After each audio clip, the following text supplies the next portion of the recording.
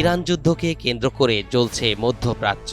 এর জেরে বিশ্ব বাজারে লাফিয়ে লাফিয়ে বাড়ছে অপরিশোধিত তেলের দাম, যার প্রভাব বিশ্বের বিভিন্ন দেশে পড়তে শুরু করেছে। বাদ যায়নি বিশ্বের অন্যতম শক্তিধর রাষ্ট্র ভারতও।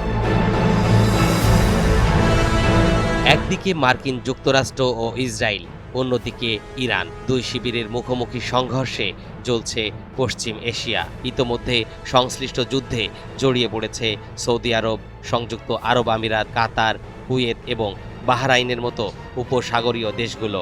শুধু তাই নয়, সংঘর্ষ দীর্ঘ হলে জড়িয়ে পড়তে পারে ব্রিটেন, ফ্রান্স ও জার্মানিও। চিজি আইসক্রিমের সাথে ভেলভেটি কেকের মিশ্রণে পোলার রেড ভেলভেট আইসক্রিম। মন ভালো থাক। এই যুদ্ধের প্রভাব ভারতের উপর কতটা পড়বে তা নিয়ে চুলচেরা বিশ্লেষণ শুরু করেছে নরেন্দ্র মোদীর সরকার।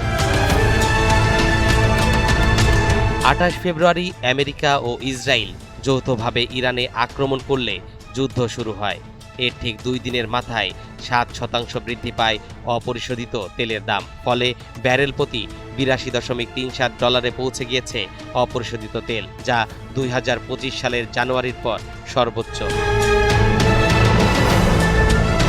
বর্তমানে খনিজ তেলের 82% বিদেশ থেকে আমদানি করে ভারত। এই পরিস্থিতিতে বিশ্ব বাজারে ব্যারেল প্রতি তেলের দাম $1 বৃদ্ধি পেলেও সংশ্লিষ্ট খাতে ভারতের বার্ষিক খরচ বাড়বে অন্তত $200 কোটি, যার কারণে নয়াদিল্লির বাণিজ্যিক ভারসাম্যের উপর যে চাপ পড়বে তার কোনো সন্দেহ নেই। অপরিশোধিত তেলের পাশাপাশি তরল প্রাকৃতিক গ্যাসের 80%ই পশ্চিম এশিয়ার আরব দেশগুলো থেকে আমদানি করে ভারত। তার 60% আসে হরমুজ প্রণালী দিয়ে। ইরান হরমুজ প্রণালী বন্ধ করলে ভারতের ওপর তার মারাত্মক প্রভাব পড়বে। বর্তমানে ভারতের হাতে 74 দিনের পেট্রোলিয়াম মজুদ আছে। ফলে সরবরাহের ধাক্কা খেলেও তাৎক্ষণিকভাবে ঘরোয়া বাজারে পেট্রোল ডিজেলের দাম বৃদ্ধির আশঙ্কা কম। তবে যুদ্ধ দীর্ঘ হলে দ্রুতই বদলাবে সেই পরিস্থিতি। তেলের দাম বৃদ্ধিতে ভারতের আর্থিক ও বাণিজ্যিক ভারসাম্য নষ্ট হলেও আরও একদিক থেকে সমস্যায় পড়বে ভারত। ইরান যুদ্ধের জেরে আপাতত বন্ধ আরব দেশগুলির আকাশসীমা, যার ফলে ব্যাহত হচ্ছে দুবাই পর্যন্ত পণ্যবাহী পরিবহনও।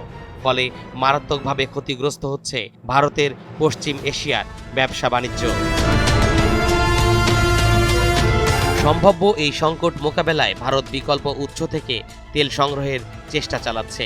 এছাড়া পরিবহন সেক্টরে বাণিজ্য চালু রাখতে বিকল্প রুট খুঁজছে মোদী সরকার। তরিকুল ইসলাম, NTV অনলাইন।